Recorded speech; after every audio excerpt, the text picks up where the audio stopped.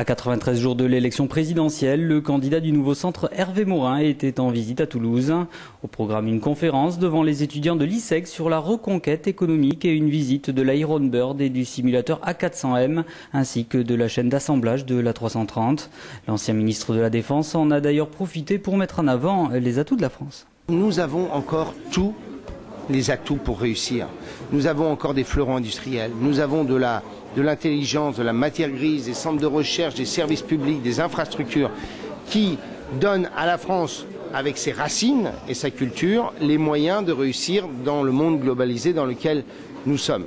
Après s'être félicité du sauvetage du programme A400M qui permet à l'Europe d'avoir un avion de transport militaire, le candidat du nouveau centre qui prône une Europe fédérale a souligné sa différence avec l'autre candidat centriste. François Bayrou cultive l'ambiguïté, l'équivoque.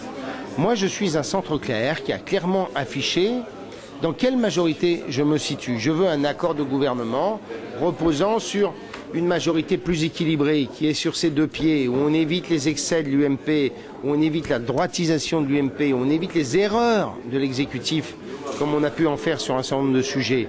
Et donc pour cela, eh bien, il faut qu'il y ait un accord de gouvernement reposant sur une candidature qui a été suffisamment soutenue par les Français.